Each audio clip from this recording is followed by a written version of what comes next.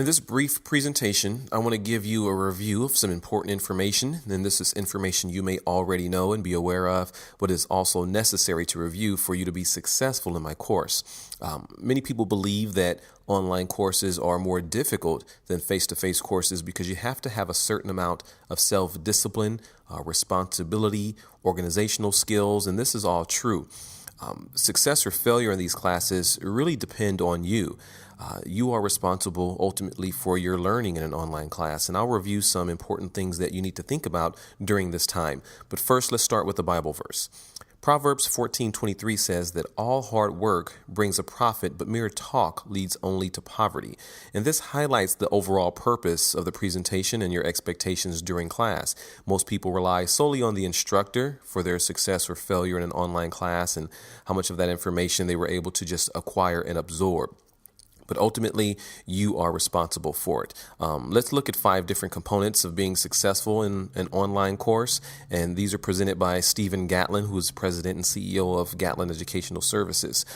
First, let's look at time management. Be proactive in your studies and take responsibility for your own learning. Be sure you set aside some uninterrupted time, not just time, but that should be time that you are undisturbed in order to get some of the work done. And you have to dedicate yourself to working during that time as opposed to trying to put it off and say, well, I can do some other things right now. I'll get to it, because research shows life gets in the way and we don't always get to what we have planned to get to when it comes to doing some work for an online class. Be sure you seek the importance of the material and try to make a realistic, practical application to what is learned, to what you actually do for your profession. That will make the educational process more meaningful to you, and so you come out with it with more information than you anticipated. Next, let's look at balancing personal obligations. And the convenience factor of an online class tends to cause procrastination. As I mentioned before, life sometimes happens, and it happens to get in what is considered our way. We do have other obligations. We have family obligations, other work obligations, things going on at home.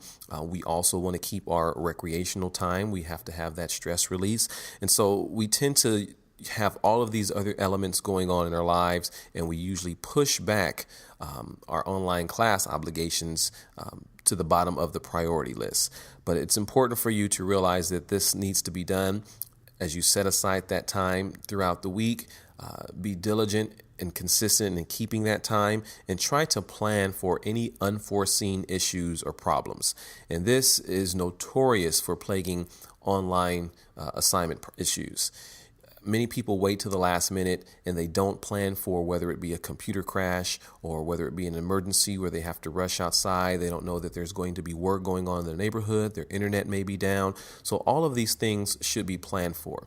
But if you're keeping a consistent and regular ongoing time in which you've organized and planned and you work a little bit, then those problems tend not to be a problem. In the end, it usually poses more of an issue when you wait till the last minute to try to get that work done and realize you're under the gun. The time is now and you have to get those things done. So be sure you try to balance those personal obligations. Also, create an effective study environment for yourself. Some individuals can work well with surrounding noise. Others need complete silence. Some people like to listen to music. Some people can't. Some people like to go to the library. Some people are distracted going to the library. But think about what's best for you and try to be consistent in maintaining that study environment.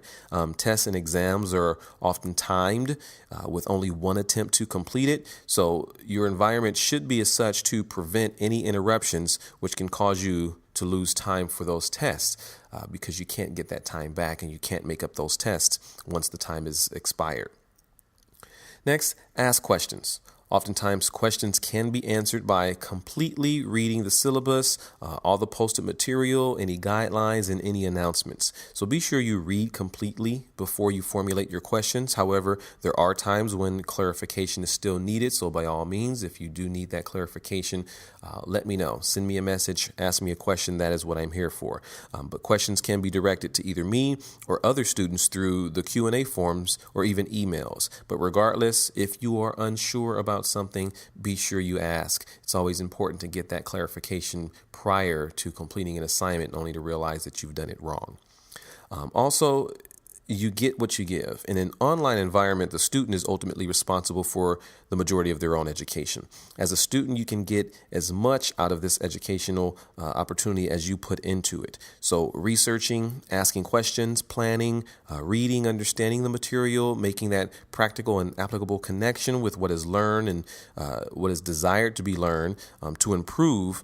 And all those things cannot be done simply by the instructor giving you material to read or just presenting you with information. The more serious you are about your education, the more time you should put into it.